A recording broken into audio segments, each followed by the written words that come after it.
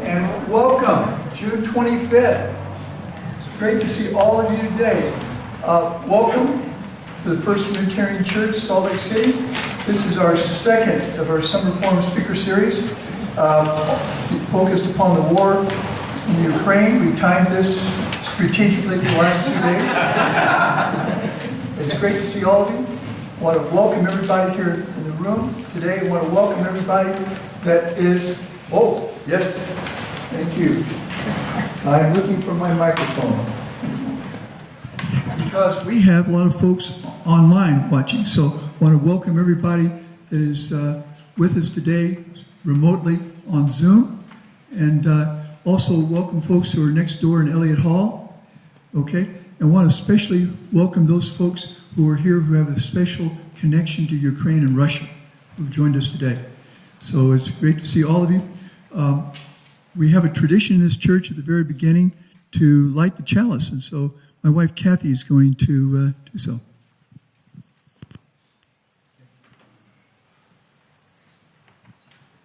We also have a few words to go with this process.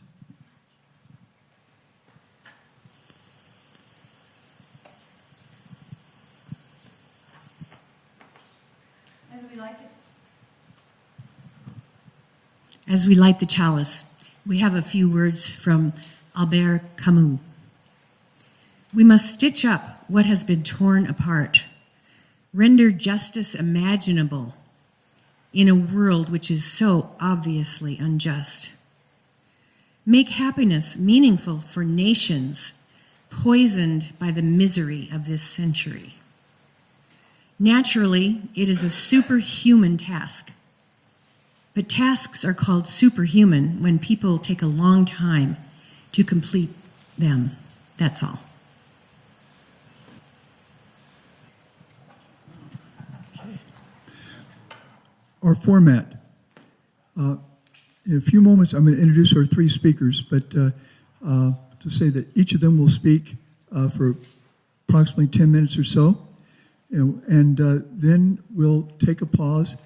If you want, stand up and stretch. After all, sitting for a long time, some of you might want to stand up. But also, we'll have a song that's by John Lennon that is handouts here in the pews.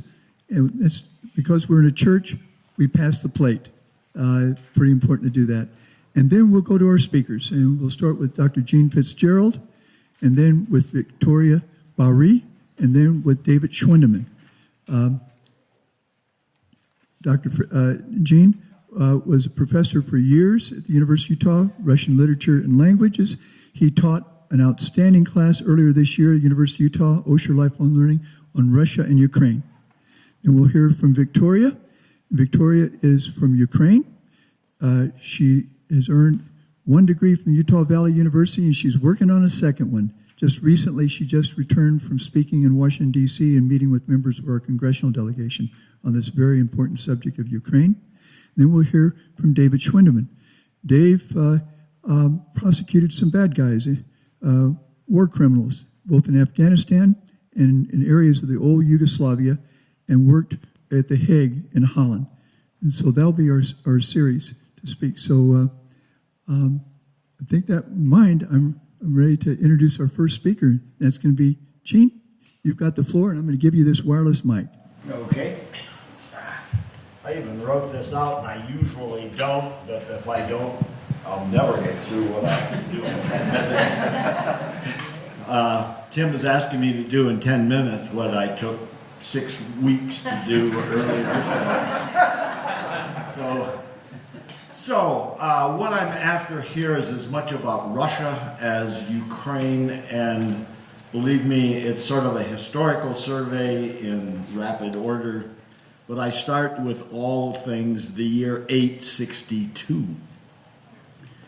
And it's a founding document of a belief system of Russia that they were invaded by the Varangians, who were probably Vikings. They drove them out, and then they tried to rule themselves. And I'll quote There was no law among them. Tribe rose against tribe. Discord thus ensued, and they began to war against each other.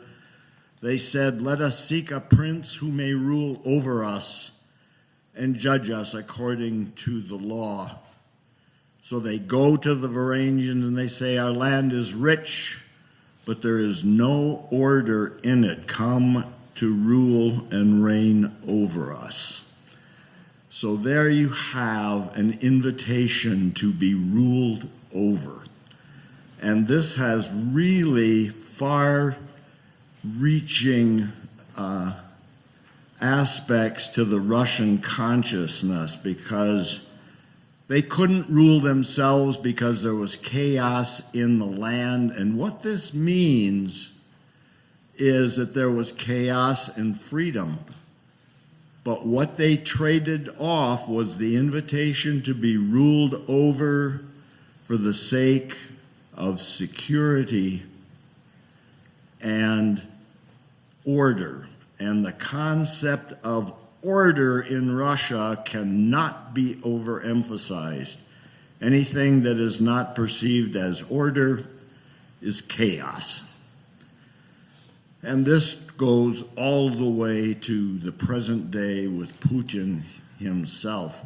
And this all started in the text from 862. The next sort of landmine, you might say, is the 988 conversion to Christianity. And there was paganism in the country and religious chaos. Volodymyr, and now we have Volodymyrs all over the place. We've got Vladimir Putin, we've got Volodymyr Zelensky, and they call it Vladimir in Russian, but the Ukrainian is Volodymyr. And there was chaos once again in paganism, many gods. They go to Christianity, one God. And it also brings Russia out of the past of an uncivilized country into the civilized West, so-called. Ultimately, this will bring Russia to the Third Rome theory, which the basis of which is that Russia has a superior belief system and will save the Western world. Still there. Then we get closer, and of course, the conversion to Christianity took place in Kiev. And so it's actually Ukrainian, except there was no Ukraine as such. The actual nomenclature Ukraine does not actually occur until the 19th century. Until then, they are a hetmanate of Cossackry. There's all sorts of different aspects. Then in 1240, there's the invasion of Genghis Khan's grandson. And he goes all the way through Ukraine and Russia, and the area of Ukraine all the way to the Polish border is occupied. And in Russia, that occupation took place in 1240 and stayed until 1480. So it's an occupied country, and they're completely wrapped up in themselves in the text. And Ukraine, any thought of what Ukraine, the territory might be, is lost. And from 1240 about to 1654, there are no relations between Ukraine and Russia. Despite Putin, who has recreated a history, and Russia is really good at that, and recreates a history where there is a single unified connection between Kiev and Moscow to this present day. And in fact, all that time, in those 400 years, it's Poland, the Grand Duchy of Lithuania, and the Crimean Khanate that are the superior forces in what we would call today's Ukraine. Now to the present. Recent events bring out Putin's historical fears. First, as I said, he claims that Ukraine and Russia have always been one, and Ukraine breaking away it destroys order and brings chaos. All the way back to 862. Second is the Nazi obsession that Putin has. Russia falls in 1917, and the years from 1917 to about 1919 are really chaotic years, and Germany actually occupies Ukraine at that particular point. And a certain what Ukraine wanted in that period was independence from Russia. That was the primary thrust. But as it turns out, the Bolshevik coup taking place in October, then takes Ukraine, labels Ukraine, and there is the fledgling formulation of the Soviet Union, which at the time sort of consisted of Russia, the Russian Republic, Belarus, and Ukraine. One of the reasons that Putin has castigated Lenin, the god of the Soviet Union, is that he gave the republics relative independence. And Putin sees that move as the seeds of the present-day revolt. It should have never, ever happened. They were always one. They were always Russia. And, of course, when they become more under Russian control in the 19th century, Ukraine is called Little Russia. And I have Ukrainian friends that I went to graduate school with. And if you said anything about Ukraine being Little Russia, you'd better get your gun out. Yes. It was fighting words. Then, of course, the Nazism. In 1941, Hitler invades in June. By November, the entirety of Ukraine is under German control. And there was a certain Bandera, Stepan Bandera, who collaborated with the Nazis. But his main thrust was, again, that there would be Ukrainian independence from Russia, even though it might be within a sort of German orbit. Well, that was a huge mistake. And of course, as far as Hitler was concerned, Slavs, all Slavs, were just a little cut above Jews. And Jewish Slavs, of course, were at the very bottom of the line. And so Putin, though, still, as one of his main motivations for invading Ukraine, which he calls a special military operation and still hasn't called it a war, is the denazification of Ukraine. I think all Russians understand that this is just made up, really. And I think Prigozhin, who recently has made incursions and then left, I'm quite sure he understands all of that. This denazification business is just an excuse. But the theory goes that the leadership of Ukraine are Nazis, but the people really want to unite with Russia.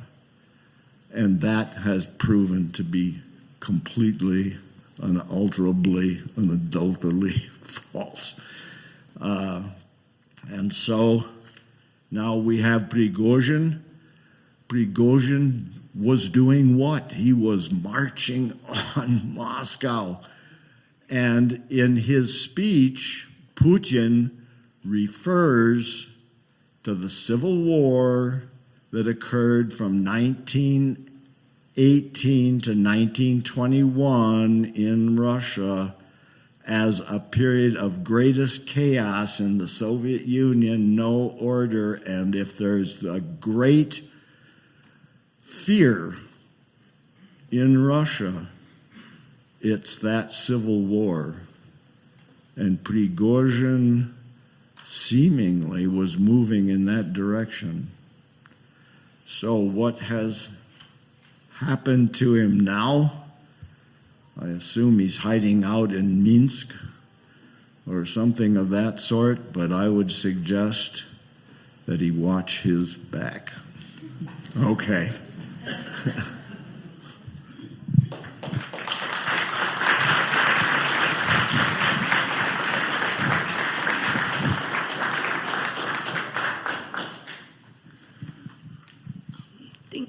Thank you. I feel like we just heard very good perspective on how Russia perceives Ukraine, that it perceives it as like, once again, we should unite. It just kind of happened on accident that you broke away. I wanted to provide more Ukrainian perspective on Ukrainian-Russia relationship. So when we talk about 862, that was the year of not necessarily founding, but the more official beginnings of a state known as Kievan Rus that occupied the lands of Russia, Ukraine, and Belarus before they were Russia, Ukraine, and Belarus. It was a proto-state. So how I like to draw a comparison is how we view Scandinavia and Vikings, how you have Danish people, we have Swedish people, and we have Norwegians. That was the type of relationship and proto-link that we had between Russia, Ukraine, and Belarus. So we had them being one state that had a proto-language that later developed into three different languages. Their territories over time developed into their own sovereign states, but from about 862 to 1054, we had this unified rule that worked at a time, and then we just had a lot of political instability, so we kind of had to splinter into different states, and then different processes started to develop. So Kiev existed. I think the founding to Kiev is about 6th century. Moscow was founded about 12th century. So you can't make a claim of superiority of Russia based even on that. Like Moscow didn't exist for 6th century before Kiev did. So that's definitely silly. So it kind of like, as we talked that there were Mongolian invasion. So for a couple of centuries, there was instability in that regard. So a lot of states didn't have a space to develop because there was occupation by foreign invader. The term Ukraine as a term starts to appear around 14th century. So that's where you can associate the beginning of statehood, somewhere in 1300s. And so then we have Poland and Russia develop their own state. Ukraine doesn't develop on its own as a democratic state defined with border, but it's developed as a people's nation. We have something called Гетьманство in Zaporozhska Sich, which is more of a southern region of Ukraine. And so it was the region where you had a lot of warriors, you had a lot of conservation of culture. So those were people who weren't necessarily peasants, they weren't statehood in the traditional sense that was defined in the time, but it was somebody who had their own culture, had their own tradition, and that's lasted until, I would say, the end of 18th century. So we would have Russia come and go, we would have Poland come and go, but the idea of that cultural statehood as it was from the origins of Ukraine as a first thing, it kind of lasted from 14th to 19th century in that regard. When we have gradual occupation of Russia from the 17th century, it kind of creeped bit by bit. So we did have Getmanstvo as a legal sovereign and somebody who's like a legal voice of people, but with each new leader, the rights start to strip away, the sovereignties try to strip away, so that kind of gives the blurriness of a line. Like for Ukrainians, it's still very apparent that we were our own thing, it just how you saw us was not how we would like it to see. When we go to more to 20th century, when we have the end of World War I and a bunch of mass breaking up in that region, we would have communists rising up, we would have a lot of democratic regimes. Like Ukraine rose up as a democratic state for about a year in 1918, and then we just had like communism come in, just like swarm everything up.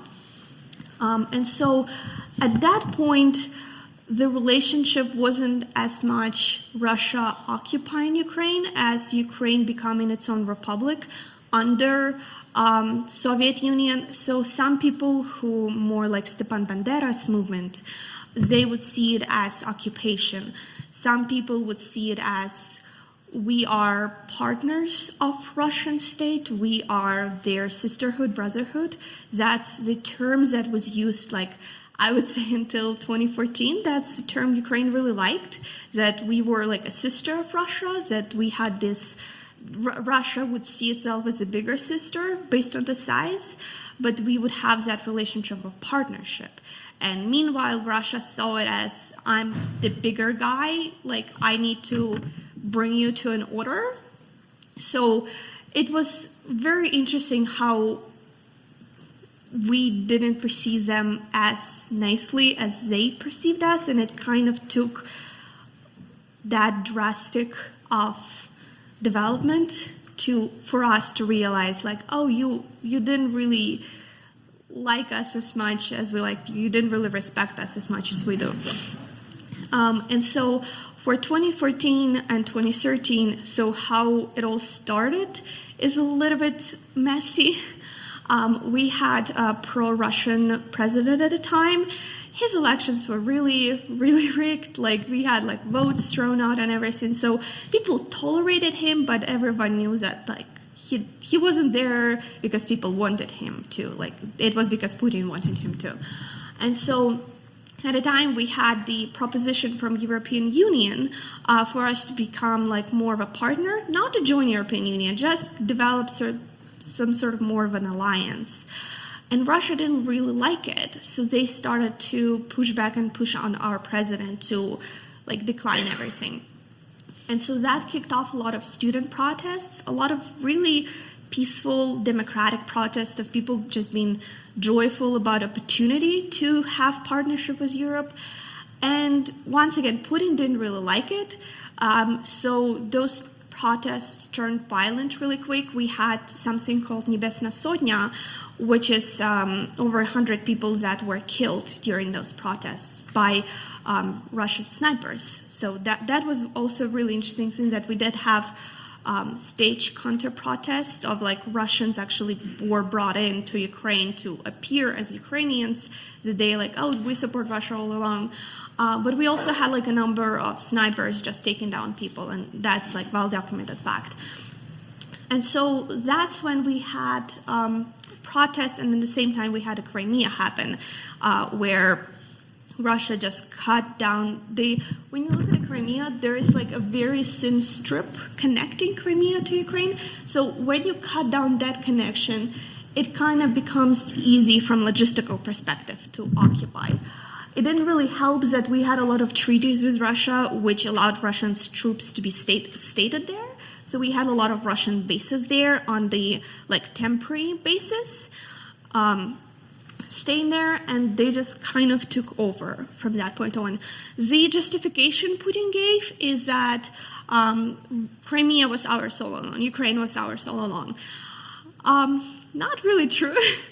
But he saw that if there were enough Russian minority living here, which there were, it gave him enough of a reason to make a claim of sovereignty.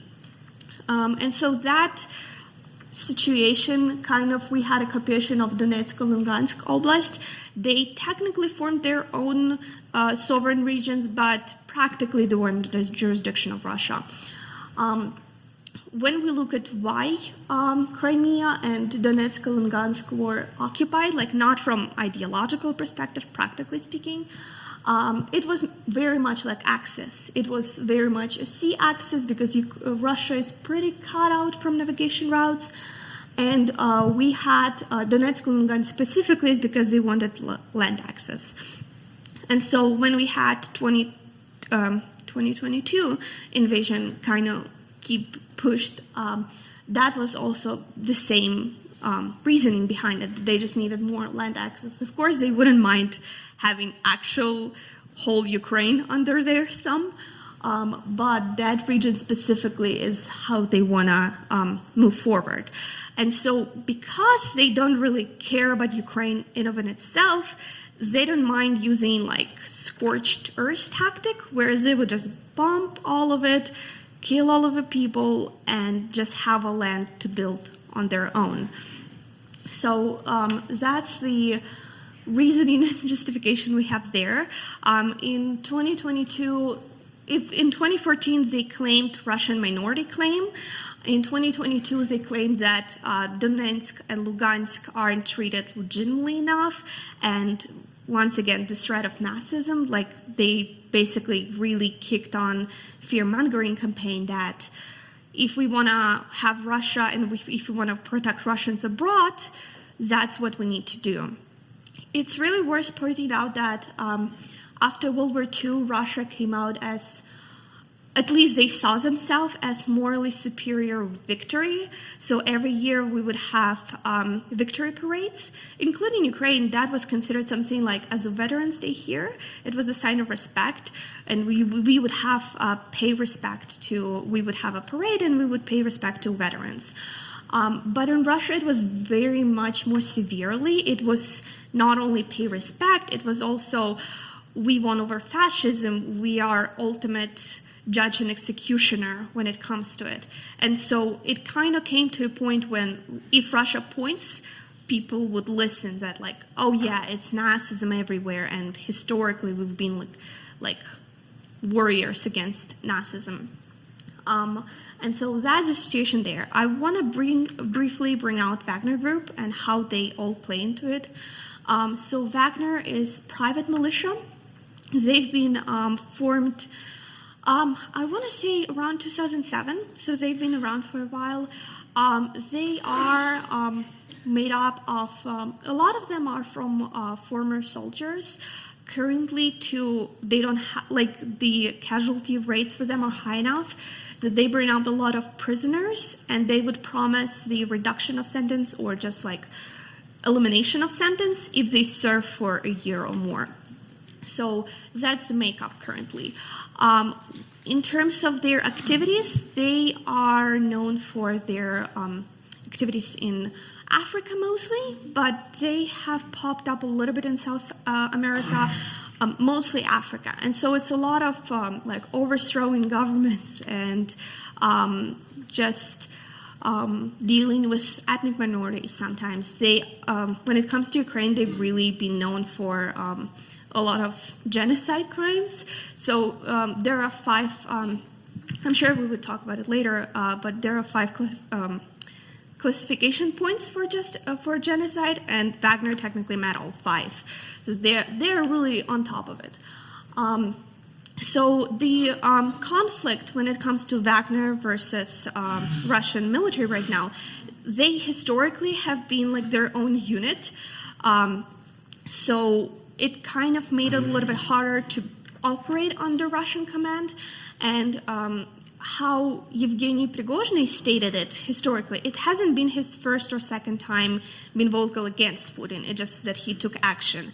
He complained a lot about him to the point where a lot of people are like, how he still has his head on his shoulders? Like, that doesn't seem like Putin would allow it. But he complained that he didn't find Russian leadership good enough, like in terms of military leadership. He didn't find that the funding for them was well enough, so it was a lot of like power struggle. And so how he called a march to Moscow is that he called it a justice march. Basically, he didn't call it a coup, which is interesting that Russia refuses to call it a war and Prigozhin refused to call it a coup. They really like play with that terminology. And so for Prigozhin, he saw that as an opportunity to change the balance of things. I don't think he hoped to take over leadership. Logistically, most of the forces, like most of the military forces, are currently in Ukraine. And so if it were a day or two longer, they would pull out and go to Moscow and deal with that situation. So he didn't really have a chance to stay in power, but I feel like he wanted to have a power grab. What he did accomplish, aside from his own exile, is that the current military leadership, there were a couple of generals that were removed from their position. So you could say that Putin kind of listened to him, not of his own desire, but I think there was some sort of deal made.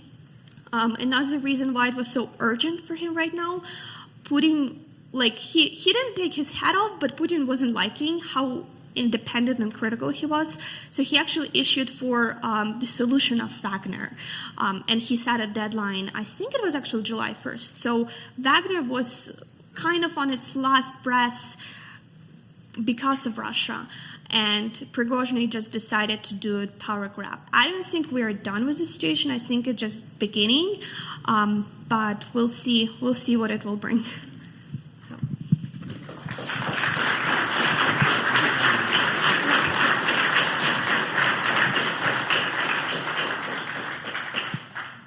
Thanks, Vicki.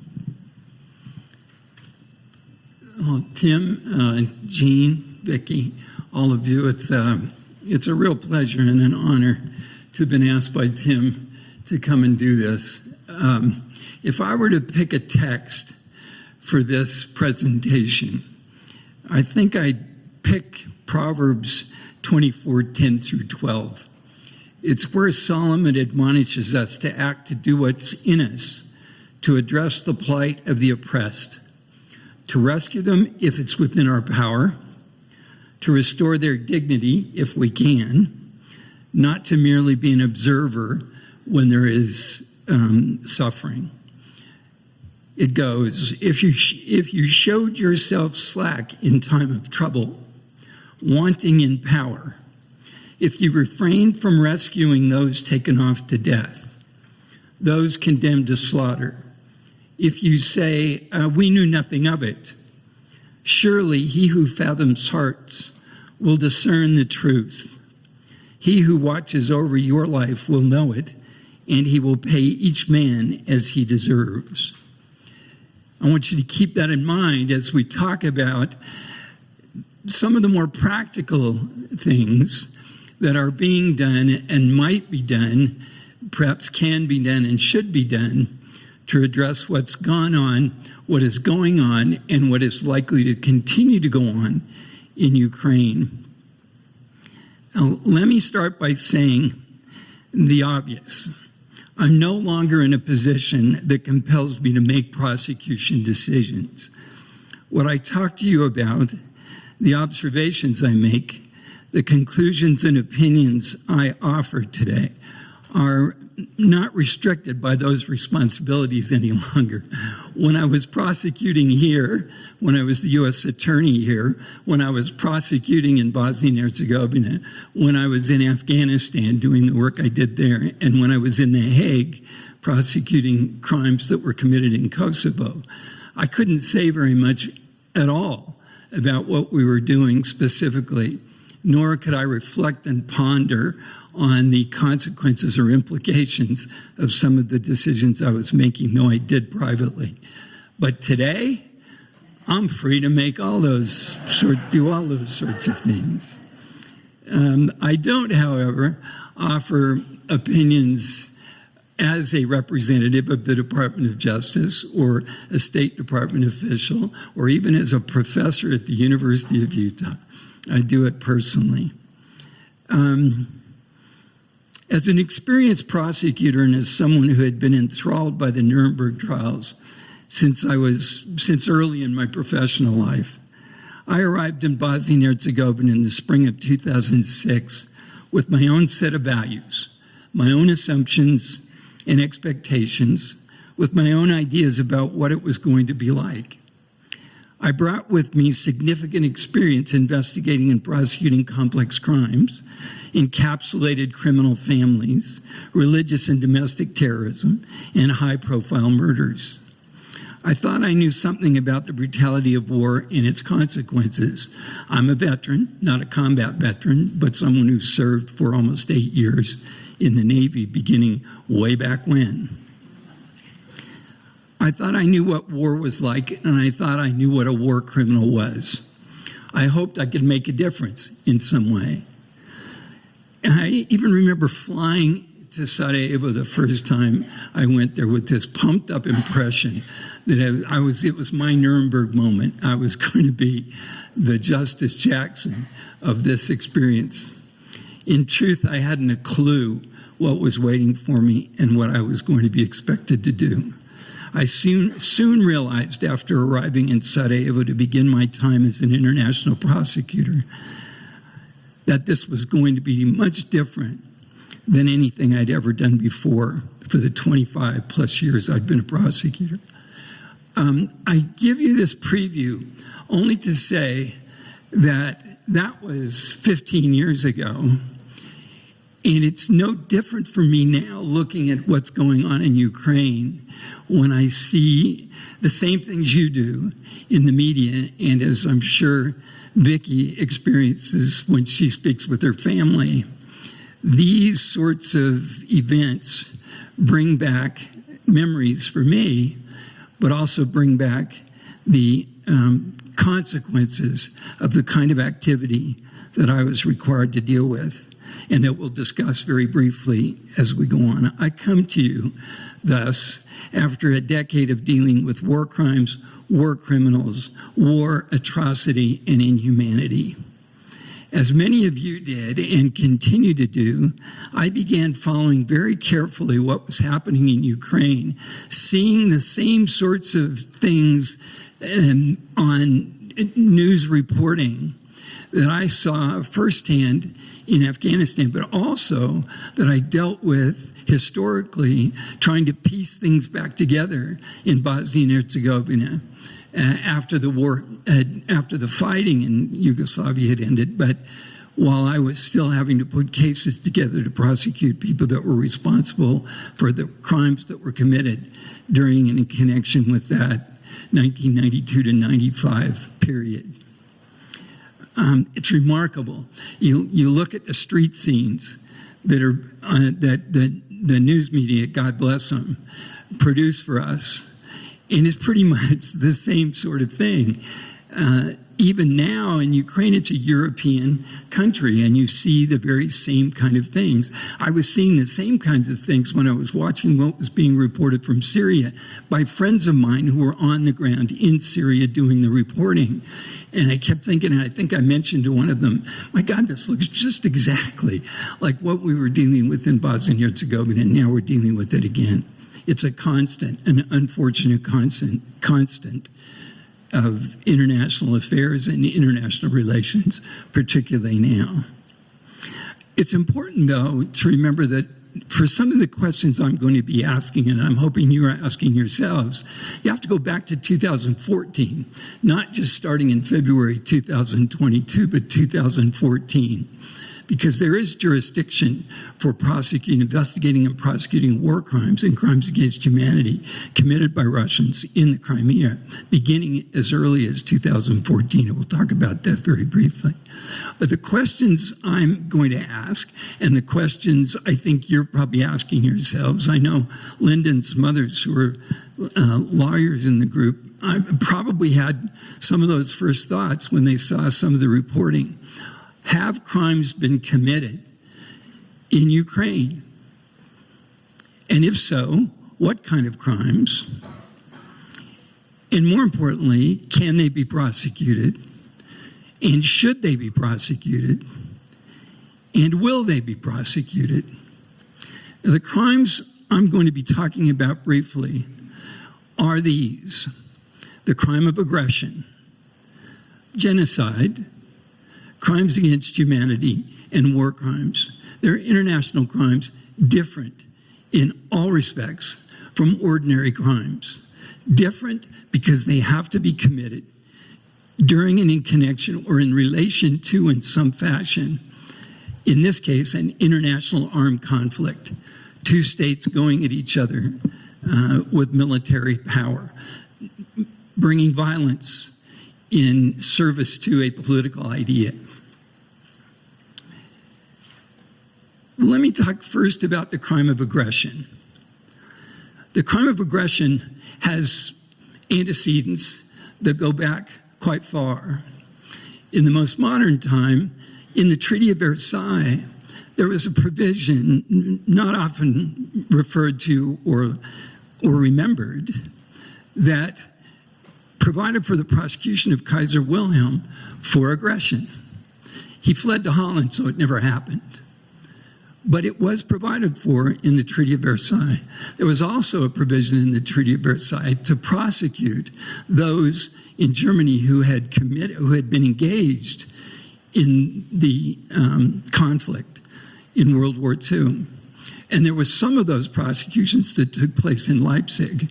They were very unsuccessful, and they were done by the German judiciary. And thus, the result was unsatisfactory to the Allies, but there was never much more come of it.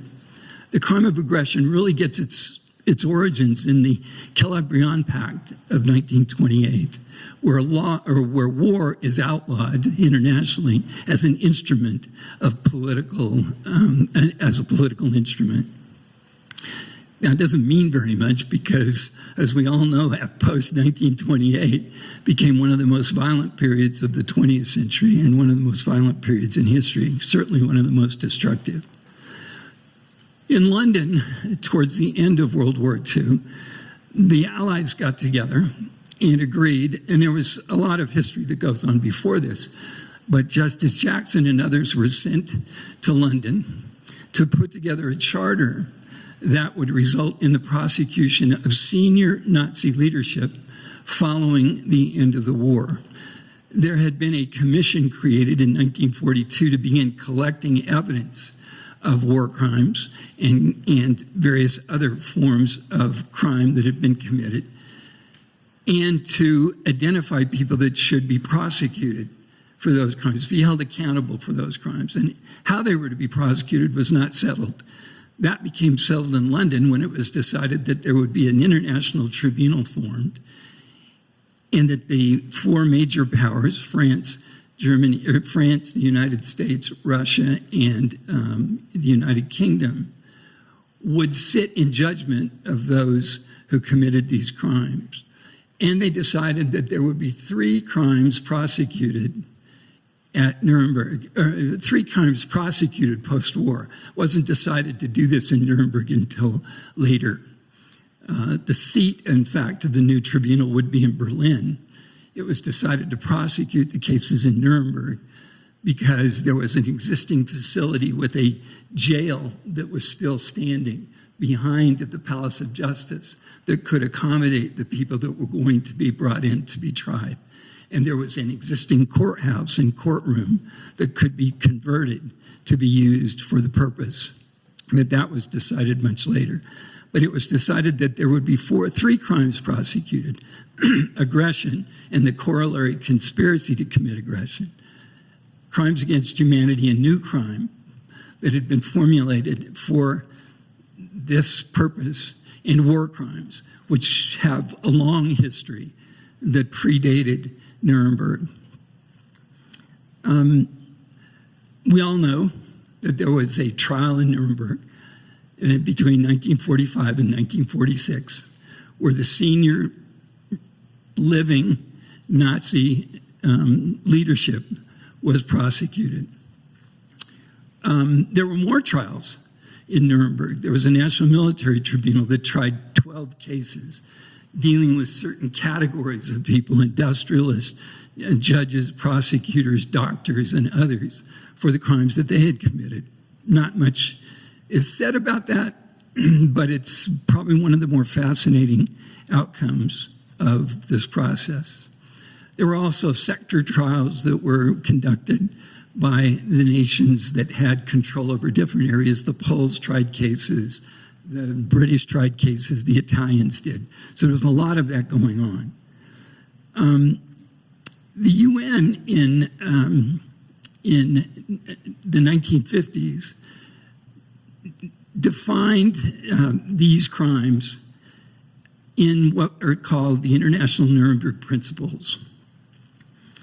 They were embodied in the Rome Statute that created the International Criminal Court. And the International Criminal Court has been given jurisdiction over crimes against humanity, war crimes, genocide, and most recently, the crime of aggression. The crime of aggression, however, is not within the ICC's jurisdiction when it comes to Ukraine. For a reason that's built into the statute that created the International Criminal Court, there is no jurisdiction over what's going on in Ukraine for the crime of aggression. We'll talk about what that leads to in a moment. There is, however, jurisdiction in the International Criminal Court for crimes against humanity and war crimes and genocide, I believe, committed in Ukraine. Keep that in mind. As far as aggression goes, aggression is a leadership crime. Not everybody can be prosecuted for aggression. Only those with the actual control over the military and the ability to commit the military to the invasion of a sovereign country. So planning, preparing for, and executing a plan to invade a sovereign country can be prosecuted as aggression, but only those who actually can do that, make it happen, are liable to be prosecuted.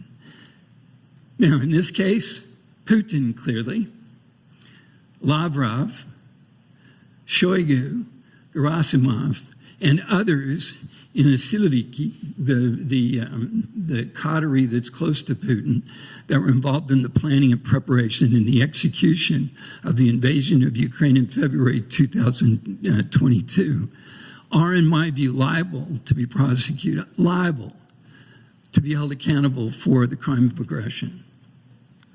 Now, can they be held accountable? I believe they can. I think the evidence is fairly clear that this was a crime of aggression. And I don't think there's much dispute in the international community about whether the crime of aggression has been committed in Ukraine. Putin would argue that he had justification, but as we've heard from both Vicky and Jean, that justification is nonsense, and I think anybody who's considered it understands it to be nonsense. It was an excuse no better than the excuse Hitler gave for invading Czechoslovakia, the Sudetenland, and other events in Austria. Should they be prosecuted for aggression? The question is, why would you go about doing it? And the answer is, we have an international rules-based order. The international rules-based order outlaws aggression for good reason, going back clear to Kellogg-Briand. If we don't pursue an accountability process for the crime of aggression in this case, what does that say about the international rules-based order? Are we giving it up? Are we then sort of devolving into power on power as opposed to rules that govern how we conduct ourselves in international affairs? It's also important for Ukraine that Ukraine have the narrative that it is the victim, and appropriately, that it is the victim of an unprovoked aggression, to maintain the support and continue to get the kind of financial and other support that's necessary for them to contest this aggression. So should it be? Yes. Will it be? The ICC can't do it. Ukraine can't do it because political leaders have immunity from prosecution, except in internationally recognized tribunals where the immunity has been waived. That's been waived for those that are parties to the ICC at the International Criminal Court. But it's not waived, for example, in any other court that currently exists, or even that might exist unless that court is constituted by the UN or by some other international organization, not by the EU, but by the UN most likely. There's a big debate going on right now among the community that I still am involved with about whether there should be an international Nuremberg-like tribunal created to prosecute Putin and these others for the crime of aggression. Will that happen?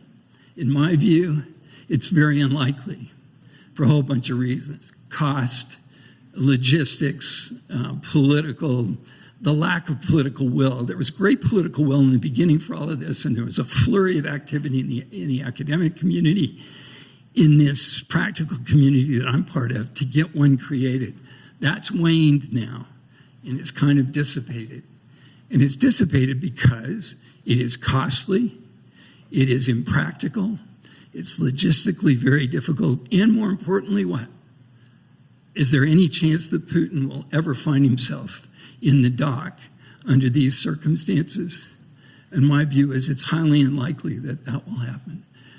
Even if he were to be deposed, even if what's going on now or was going on for the last couple of days were to come to fruition, and he would lose his position that puts him in authority, that leaves him in authority over things, the chances are very slim that anybody that takes over would simply turn him over to the international community to be prosecuted, partly because they would likely be complicit in much of what he would be prosecuted for in the first place, but also because it sets a precedent that they would not want to be held to.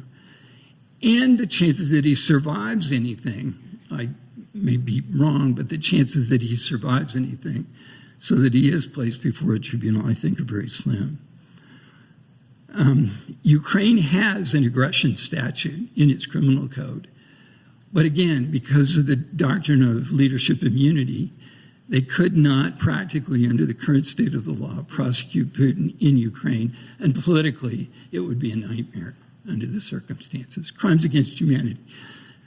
The crimes against humanity that was defined, the crime of crimes against humanity that was defined at Nuremberg has stayed pretty much the same. It's the commission of certain predicates, murder, torture, disappearance, persecution, among others, committed as part of or in connection with a widespread or systematic attack on a civilian population. Has that occurred in Ukraine? Clearly, murder, torture, rape, displacement has all been done as part of a widespread or systematic attack on the civilian population of Ukraine. So the crimes have been committed. By whom? These are crimes that can be committed by ordinary soldiers in ordinary command on the ground, engaged in the fight. Evidence? The Russians have been particularly bad about maintaining secure communications. They've also been particularly bad about leaving behind evidence of what they have done. We know the order of battle for the Russian military in Ukraine is very clear, and it's very specific. And you can go online and look at it. You can see which units are operating in which areas and who the command structure, who's in the command structure, right down to the mid-level, not the soldier on the ground, but down to the mid-level command structure. So we know who's responsible. We know who's operating in areas where evidence has been collected that these kinds of things have taken place. So building a case may not be terribly difficult. The ICC has jurisdiction and is there now collecting the evidence for crimes against humanity. But the ICC is a very small operation. It will only do a very few of the people that are likely to be responsible for this crime. So where do we prosecute the rest of it? Can Ukraine prosecute crimes against humanity? It doesn't have a statute, so unlikely. Will the U.S. prosecute it? We don't have a crimes against humanity statute either, so that's unlikely. We could prosecute torture, but only if it involved U.S. citizens and U.S. citizen offenders. Where we get to what we can do and what is being done now in large measure is war crimes. As I said, war crimes were defined well before Nuremberg, got refined during Nuremberg, have been refined since, and occupy a very important part of the Rome Statute, the Statute of the International Criminal Court, Article 8.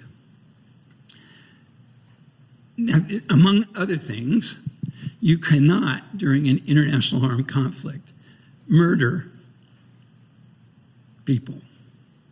You are limited to applying violence that is necessary, minimally necessary, to effect a legitimate military purpose.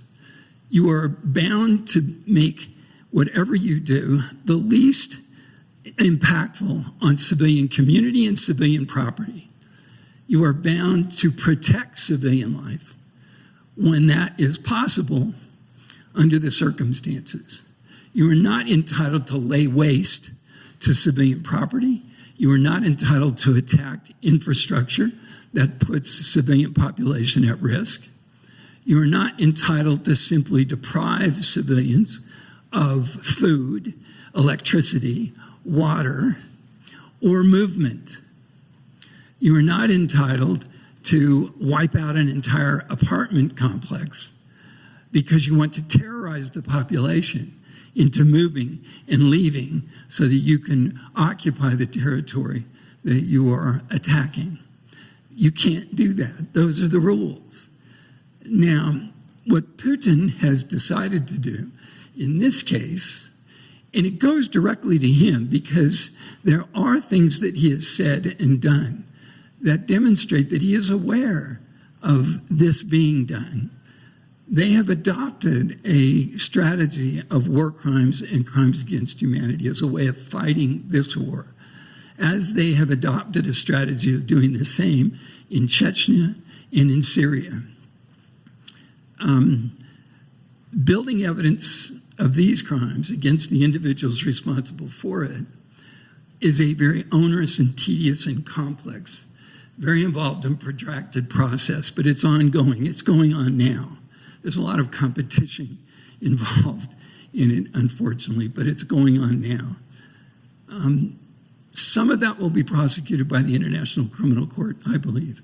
In fact, as most of you know, there's already been an arrest warrant issued by the ICC for Putin and the ironic title of Commissioner for the Protection of Children's Rights for having kidnapped and displaced large numbers of Ukrainian children, removing them to Russia and putting them into schools and indoctrinating them, putting them to families, essentially committing what Vicky has talked about, a potential genocide, because genocide also involves removing populations to destroy a cultural unity.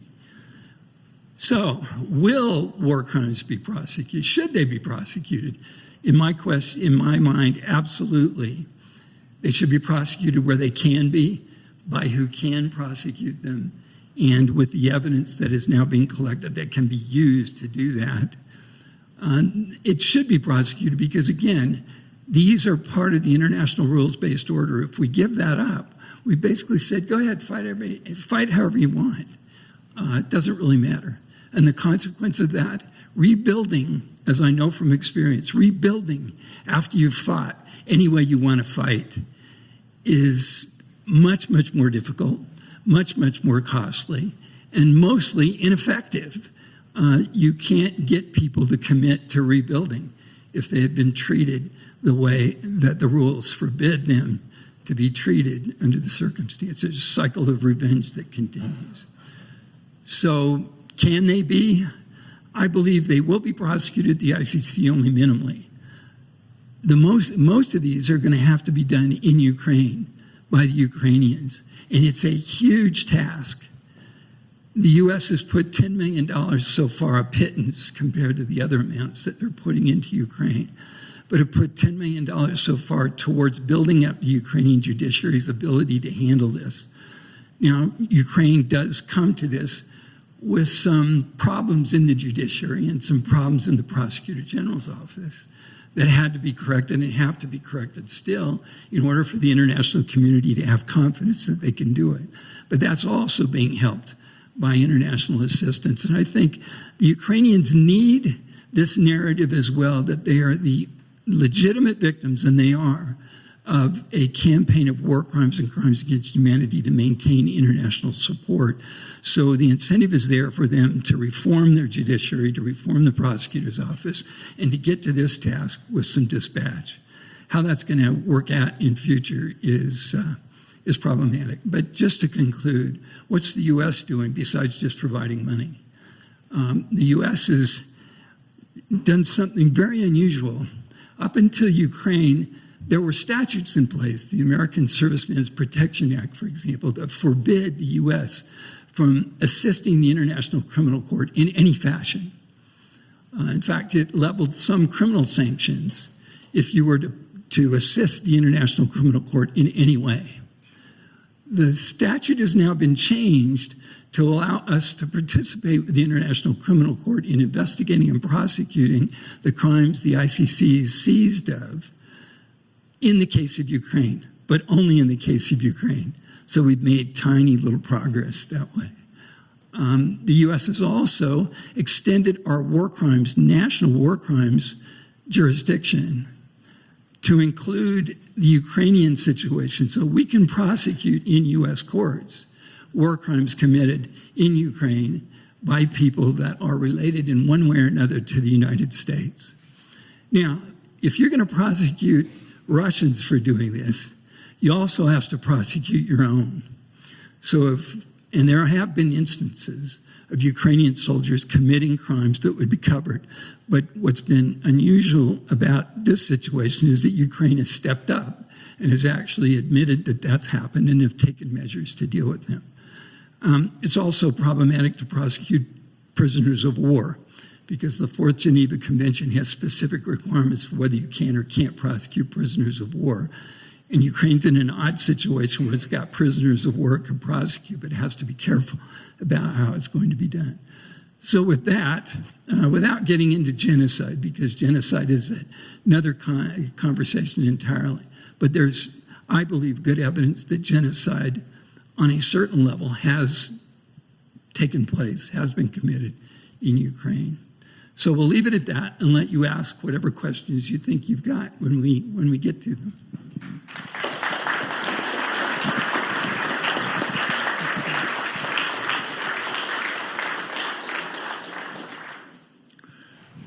Okay. Okay. I'm going to stand on that side. Kathy's going to be on this side. If you have a question, I imagine we have a lot of opportunities for questions here. If you'll just signal, okay? And we'll try to be fair and alternate back and forth. Like I see a hand right there. And when you see this, if I'll say you're number 2 or you're number 5, okay? So, but we'll And please say your name and if Right. you're directing your question to a particular. And it might help if you stand up so everybody can see. So, Mark, you look like you're first. Hi, my name is Mark Rothacker, and I'd like to address this question to David Schwendiman. I think you must have anticipated my question because it's about the Nuremberg trials. And as I see it in this situation, especially after recent events, I wonder if it would make sense and be to everyone's advantage to have not a small little quiet trial like the ICC, but a big worldwide on TV trial like the Nuremberg trials, where Putin, who instigated this war, and he's had people around him are held accountable. Because if we don't hold them accountable, then this is going to just happen again. As I see it, Putin is just like Hitler, invading another country, and there are a lot of parallels with what's going on in this country with our former president and the crimes that have taken place. If we don't hold these people accountable, it's going to repeat. And you say that it's expensive? Well, wars are expensive. And in the Wild West tradition, I would ultimately like to see a conviction and then wanted dead or alive, and maybe the people in Russia will finish the job. In answer to your question, number one, oh, sure. Number one, it's extremely difficult, but because it's difficult doesn't mean it shouldn't happen. It's terribly expensive, but because it's expensive, it doesn't mean it shouldn't happen. What you're talking about is political will, and whether there's sufficient international political will to suffer the cost and the political cost of engaging in that kind of effort. But the alternative is ongoing war. Yeah, I couldn't agree with you more. And you've made the argument that the proponents of an international Nuremberg-like tribunal to deal solely with the crime of aggression, by the way, because there are other institutions and alternatives for dealing with the other crimes that I described, including the ICC, who's already charged in it, well, not charged, but has already issued an arrest warrant for Putin and his confederate.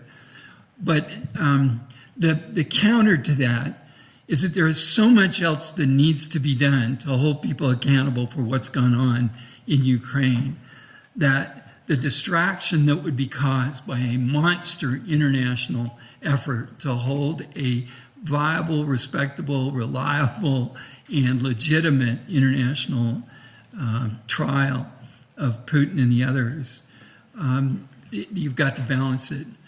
The other thing is, there has already been a people's court, what they call a Russell court. Bertrand Russell started this a long time ago. It was held in The Hague in May, I believe, where Putin was put on trial essentially in The Hague to some international judges from respectable international, they're respected in the international community, on this allegation of crime of aggression. And if you go to Cinema for Peace on the internet, you can see what resulted from all of that. There is no doubt in my mind, there is no question, I think, in the international community's mind that I'm involved with, that the crime of aggression has been committed and it should be addressed. How that's going to be done is extraordinarily problematic. And the principal problem is the one I described, getting him into the courtroom, getting him into the dock. My name is Jim Catano, and it shouldn't be any mystery by the colors I'm wearing today where my sympathies lie.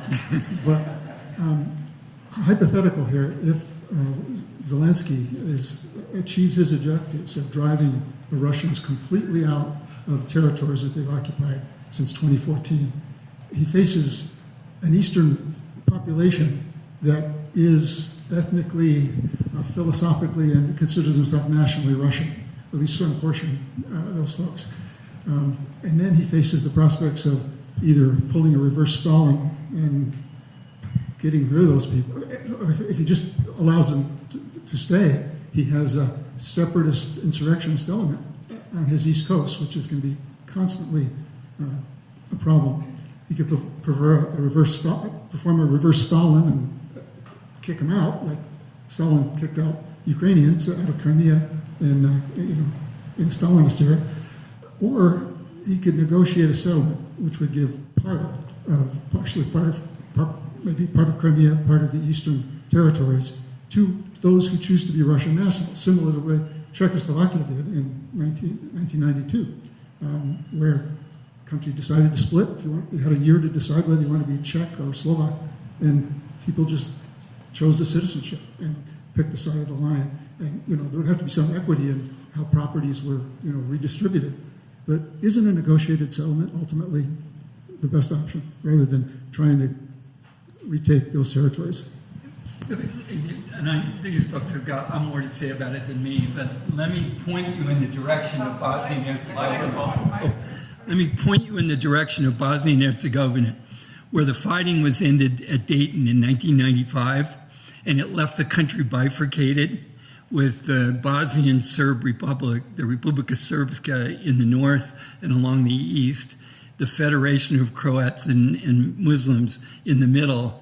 And we're at a point now, even almost 30 years later, where there's greater tension and a greater likelihood of instability and continued or initiated fighting again in Yugoslavia, simply because the negotiated settlement that stopped the killing resulted in a war that never really ended and no real peace. Okay. Does anybody else, do any of the other panelists want to respond? So regarding Crimea itself, when we look at 2014, one of the arguments that was provided for legitimacy is that in 1954 there was a treaty to transfer the Crimea from Russian jurisdiction. So even though we had Crimea being historically populated by Ukrainians, mostly and Tatars, at a time before 1954, between 1920 and 1954, it was under jurisdiction of Russian Soviet Republic. And so we had a pact where the part of territories that is currently Western Russia, so Kuban territory, including Rostov-na-Doну, where basically we had the insurrection happen yesterday. That territory used to be ethnically Ukrainian and under jurisdiction Ukrainian. For logistical reasons, they decided, let's swap it up. Let's give Ukraine Crimea, let's give Russia that territory. Both were ethnically both Russian and Ukrainian. So you didn't necessarily, at that moment, you didn't necessarily have a preference, I guess. It was considered that since there is a sisterhood between Ukraine and Russia, that would kind of work out. We'd have both populations living there. So when we talk about currently, if Ukraine were to retake Crimea, and when they were to retake Crimea and Donetsk and Lugansk, when it comes to Donetsk and Lugansk, that particular territory, my family on my father's side, they lived there before 2022, so they had to move to my city. And so that specific territory, people, I wouldn't say didn't have preference, but people were so tired of the wars that they're like, as soon as there's peace, we don't really care that strongly. So when Ukraine retakes that, Donetsk and Lugansk, in my opinion, they wouldn't necessarily have any issue with that, because once again, people just want to have peace. We have both ethnically Ukrainian and Russians there. As soon as we have peace there, I have no doubt that people would want to move back because they were displaced. They were holding on, like even when 2014 started and they were fighting and tensions until 2022. People still, like my father's family, they still stayed on there because it was their homes, their land. And so I have no doubt that people like that, they would want to move there back. With Crimea, it's a little bit more complicated because we have more military presence there, more naval military presence, actual camps. And once again, sympathies there are a little bit more turbulent because when it comes to Crimea, Russia encouraged people to move there. In certain cases, there would be programs where people would be paid to move there.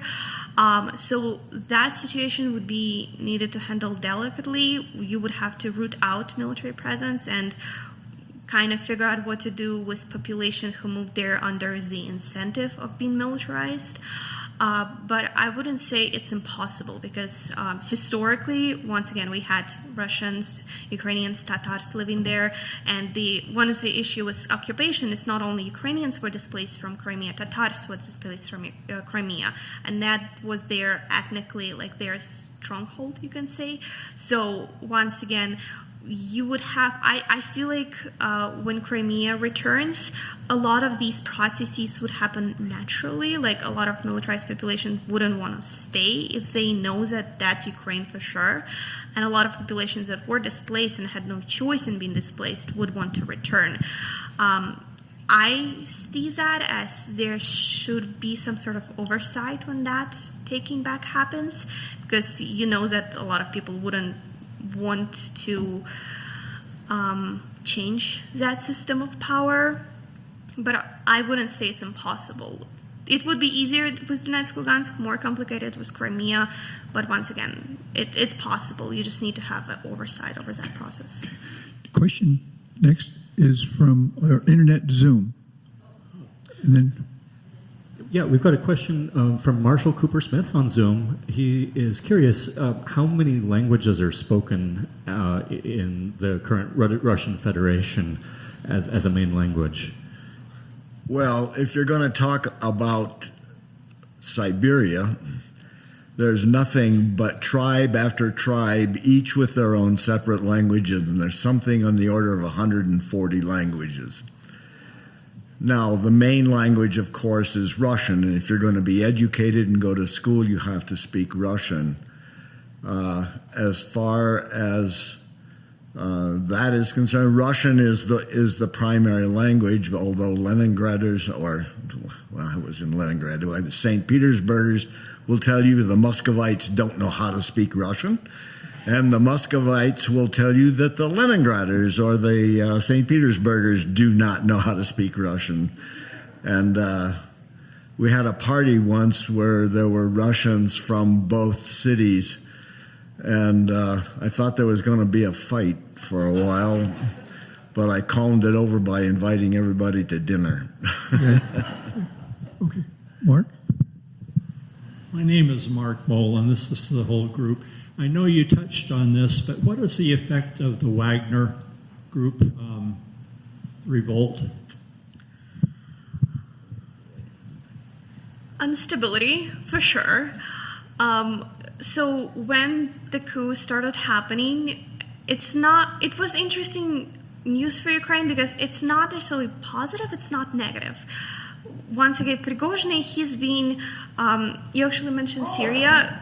Prigozhin did act in Syria. So Wagner was active in Syria and took that blueprint to enact on Ukraine. So like a lot of war crimes we saw happen there, they kind of are a repeat of what's happening currently. And so for Ukraine, the good thing is the uncertainty of Russia and kind of the power struggle inside Russia. We have, once again, when Wagner started to march on Moscow, there was a threat of Russia pulling their troops from Ukraine, which would be excellent for us. I'm not sure what the conditions were between the negotiation made between Wagner and Putin, aside from what we know, the exile and basically, I think part of that, the Prigozhin is exiled. I think some of his troops also were given option to exile. A lot of them were under obligation requirement to get reabsorbed into Russian military. And so as they bicker between themselves, that's buying Ukraine time to figure out the best counteroffense, because we had like a couple of months right now. It's like the clock is ticking when the counteroffense would kick in. So that factor is definitely good for us. Would we want somebody like Wagner in the leadership of Russia? Absolutely no. Putin is bad, but Wagner is worse because they are comprised by at current moments, they're comprised of criminals who are given a weapon in their hand and told, like, do as much damage as you can. So that's definitely not people we want to empower. But if they can weaken Putin's stance, that would be really appreciated. Question here. Let me add that the mercenaries, the Wagner Group, and any other mercenary in combat, in service to the Russian Federation, are subject to the same rules that apply to the military. So they can commit war crimes, they can commit crimes against humanity, they can be accountable for genocide. You can't export your fighting and escape accountability for international crimes like the ones we've described. And you can't escape superior responsibility, which is if you're in command and you know it's going on, you order it, or you know it's happened and don't do anything about it, you yourself can be responsible for the crimes committed by your subordinates. And that goes for the mercenaries as well. Curious thing about Prigozhin is he goes off to Belarus. If he stays in Belarus, he might be okay. If he ventures away from Belarus, he could be indicted and prosecuted in The Hague by the ICC for crimes that evidence already proves he has been involved in and his troops have been involved in. So their exposure increases once they get beyond the borders of Russia. I would just a minute. I would just add that this recognition of Prigozhin's whole move is an indication to me that Putin's control is not nearly as ironclad as it seems, and that's a very good thing. I might also add that Prigozhin is listed in the Mueller report as having interfered with the elections in 2016. And consequently, he's under indictment already through the Mueller report. So if he ever should go to the right areas, he would be gone. Thank you. He might be gone anyway if Putin gets a hold of him. Right here. Yeah, Neil Olson, member of the South Valley congregation. My question is for the speakers. The eastern part of Ukraine is Russian-speaking, and the areas of Donetsk and Luhansk have been under Russian occupation for a couple of years. My question is, do the inhabitants of that area, where do their sympathies lay? Are they Ukrainian citizens, or do they want to have the Russian Federation actually take them over? That'd be an interesting, I will look forward to your answers. So in regards to that region speaking Russian, when you look at a map, I would say 95% of Ukrainians speak both Ukrainian and Russian. It's more of a gradient, so when you come closer to Polish border, you have more population speaking Ukrainian and Polish, and knowing Russian, but not necessarily speaking Russian. When you come to Russian border, you would have populations knowing Ukrainian and Russian, but preferring to speak Russian. It kind of depends on the region. I'm from central Ukraine. We basically speak 50-50. It's something that's referred to as surzik, and we just, the closest analogy is like Spanglish, where you just mix them all up, and that kind of how regionally, ethnically it came to be. When it comes to sympathies of population, as I said, a lot of when the 2013 came, a lot of populations chose to move. So Ukrainian sympathetic population did move more inland. A lot of people stayed. Some of them were pro-Russian supporters. Some of them were just people who are like, I don't really care who's in charge. This is my grandmother's home, and our family lived here for 100 years, and I'm not giving it up. So once again, you would have more pro-Russian sympathetic populations when you retake that region, just because pro-Ukrainians did move inward. But I wouldn't say that language is a single indicator of who's more sympathetic, because that region, once again, they speak both. They would prefer Russian just because of a closeness of a border, just because there are more ethnically Russian people living there. But it's not something that's a single definitive factor when it comes to political alliance, political loyalty. There were interviews with a number of Ukrainians, and they were almost native. They were bilingual perfectly.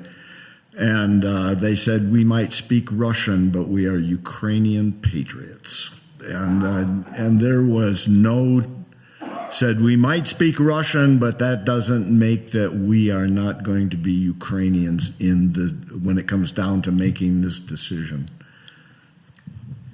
Question right here.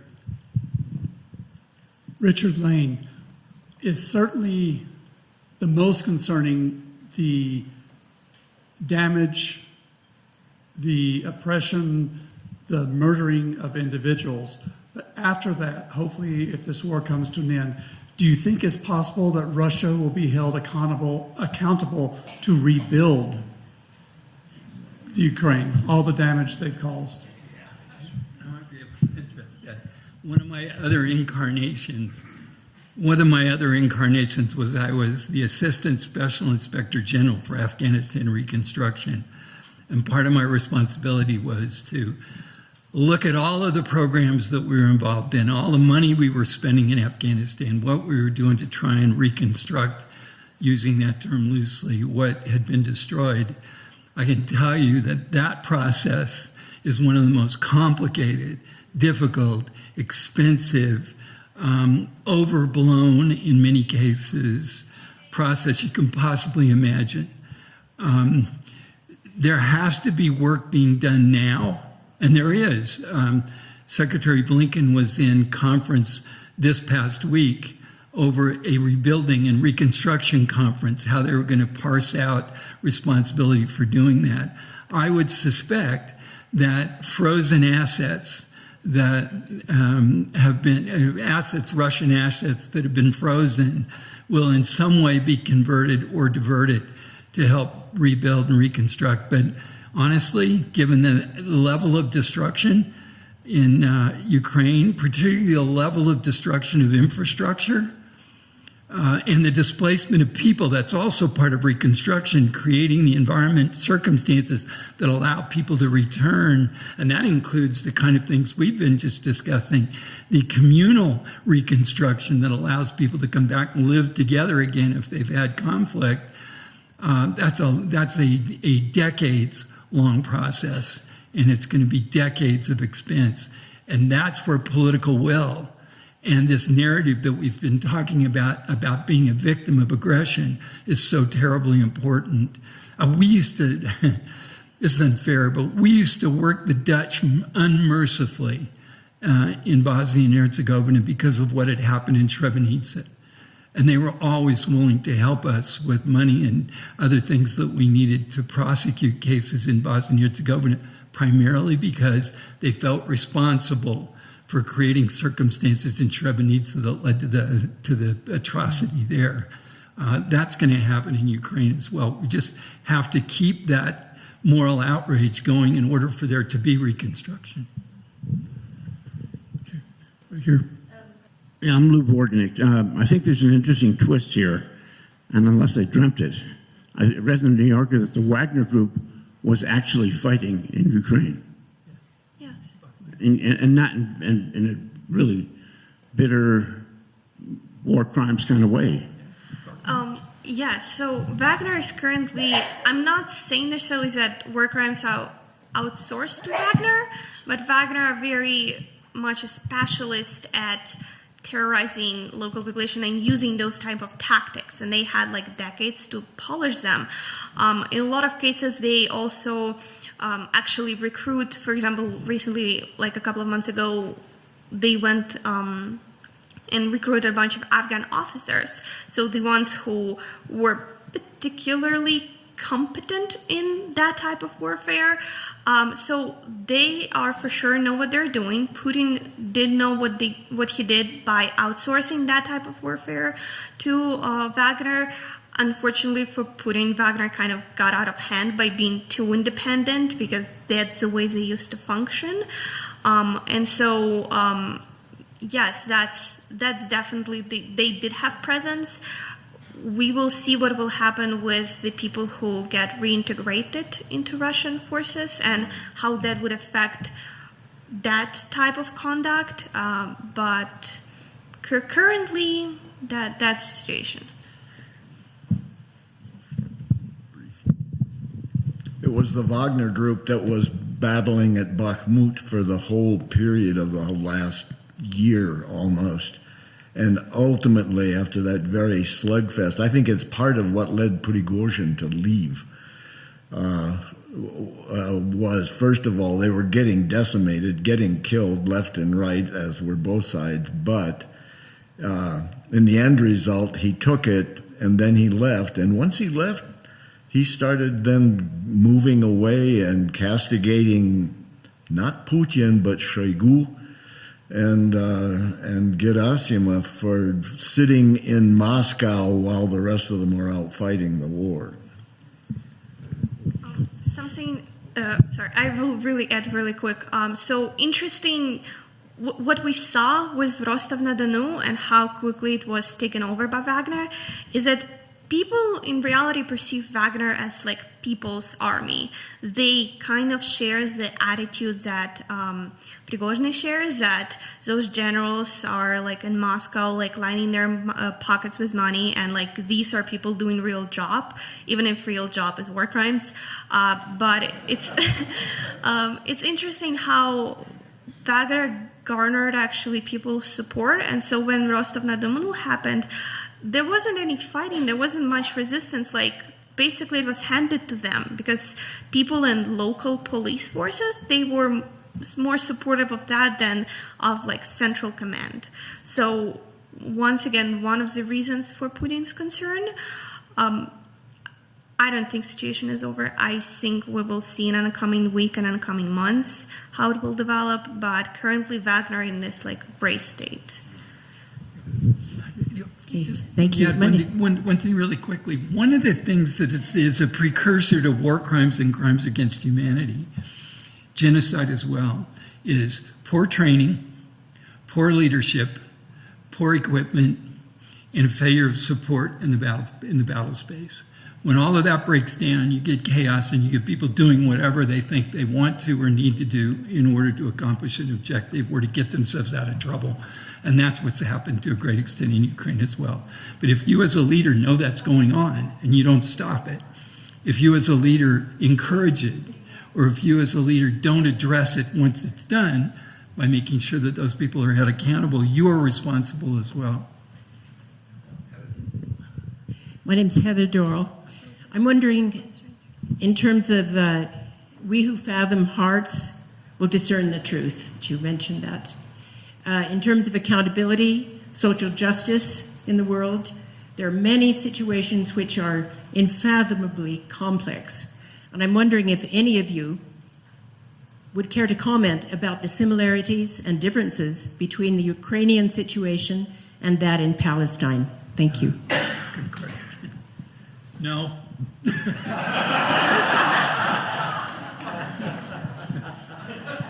Yeah, no, It's over my pay grade. Yeah, I mean that whole issue has bounced around in the International Criminal Court now for the past almost 10 years, with report after report. Investigations started, investigations stopped. The U.S. weighing in on the side of Israel to stop the ICC from looking at Israel's potential culpability and accountability. The sympathy of the international community to some extent not to hold Palestinians accountable for what they do. As far as the judicial side of things goes, as far as the war crimes issues, those sorts of things, it's a no man's land, and I'm not sure where any of that's ever going to go, to be truthful. My name's Paul Carpenter. I would like some comments on the roles of the Russian Orthodox Church and the Ukrainian Orthodox Church in this war. There's a hierarchy, I think, in Orthodoxy. The Russian Orthodox Church is, the prelate is higher, I guess, than the Ukrainian. I don't know if I'm right on that, but just like comments on those roles in the war. So I am Orthodox Christian, so that's a whole bag of worms. So in terms of hierarchy, we have different countries. There are multiple countries in Eastern Europe that are Orthodox. Depending on where the center of Orthodox power, you can say, originated, you would have certain countries. It's not only case for Russia. There is Georgian Orthodox Church, there is Greek Orthodox Church. There are certain countries that would have like an offshoot of that church. So our service in Ukraine is being in Russian, but it's not as much as in Russian as it's in Slavic, since the church is from Kiev and Rus, where there was a great baptism of Russian lands. And so when Ukraine didn't necessarily manage to hold onto Kiev as a center of power, Moscow did, and they would have their, I would say, that rule of orthodoxy kind of been established. So you would have also interesting how the hierarchy kind of established and reestablished, because during Soviet Union you would have religion kind of being semi-prohibited. Soviets consider themselves a secular state, so you would have that Russian Orthodoxy being during Russian Empire. Then we would have some sort of pause. Technically it was there, but that strength of power was a little bit dubious. When we had the breakdown of Soviet Union, Ukrainian Orthodox Church also splintered. So it splintered into offshoot of Russian Orthodoxy, and it established its own Ukrainian Orthodox Church. Technically in 16,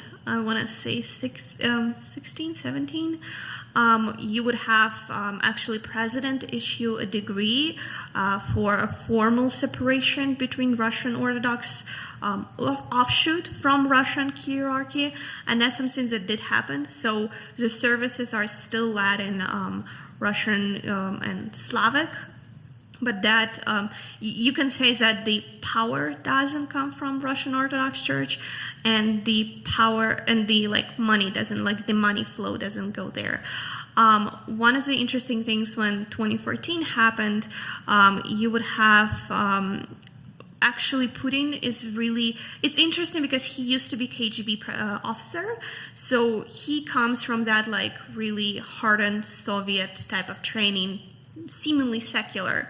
But when we would have independent Russia being established, he really took that opportunity to bring church under his hand. So he would use it as a tool of control, as a tool of propaganda. So when you would listen to addresses of Russian Archbishop, you would hear that Putin rhetoric coming from his lips, and the idea of we were once united, let's do it once more.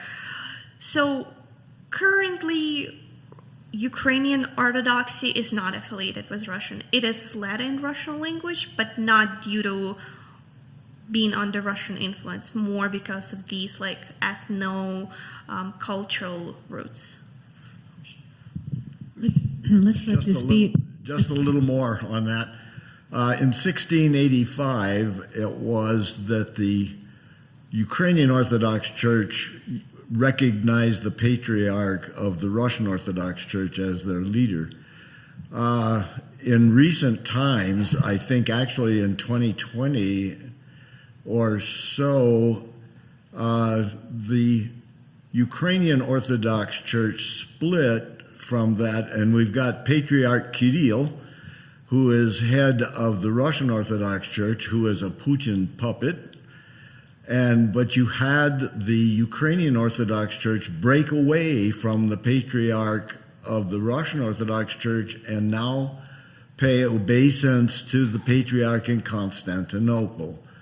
And so there's that split, and there was a big controversy in the Pechirsk Monastery, which remains Russian Orthodox and still recognize Kirill as the patriarch, are considered now to be under, they're under a lot of pressure, and they're being watched very closely as being informants as to the Ukrainian situation, to the Orthodox Church. And so the Ukrainian Orthodox Church has actually split away, as Vicky said, from the Russian Orthodox Patriarchy. Let's let this be our last question. I know everybody's sitting for a long time, but we can continue it afterwards. But please go ahead. I'm Dave Moore. One of the great frustrations of watching this drama being carried out is a lack of any hope that there is a mechanism by which it will be resolved, short of pancreatic cancer in Putin's case or something a little more aggressive. Do you see any mechanisms by which we can hope that the actual fighting will end, let alone the resolution of what should happen thereafter?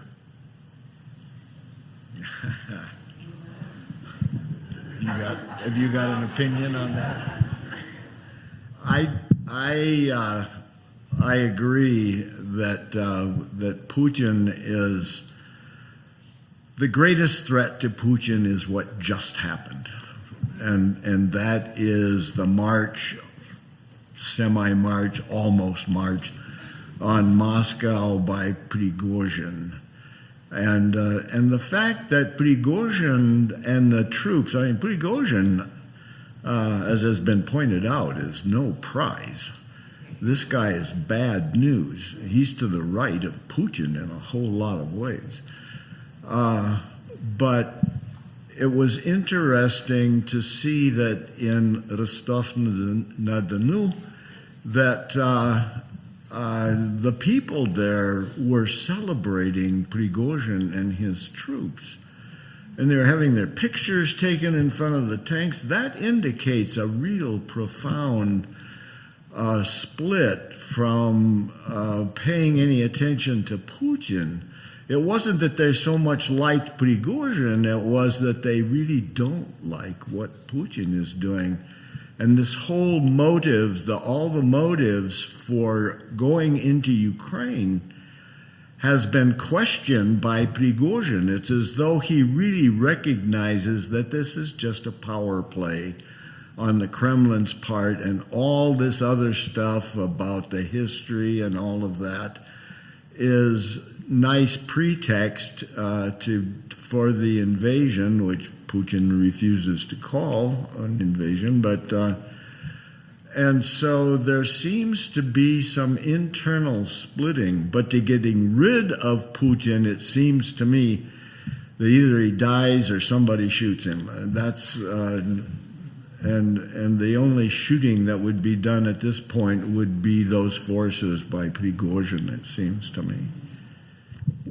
Okay. We've gone well past 11:30. Let's express appreciation to our guest.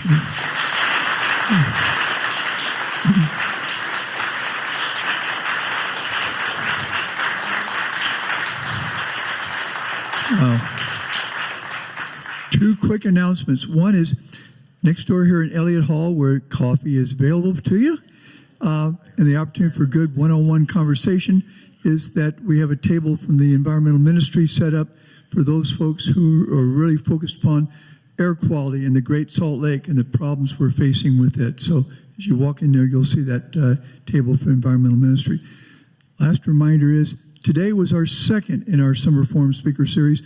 Next week is our third, and friend Kevin Emerson is going to be sponsoring a program focused upon environmental quality, on air quality, specifically how it impacts all of us in our homes and our daily life. So hopefully next week on July 2nd, we'll see you then. Again, thank you all very much for coming. Thank you for everybody up on air there. Tristan, thank you so much for what you've done. Okay? Be well.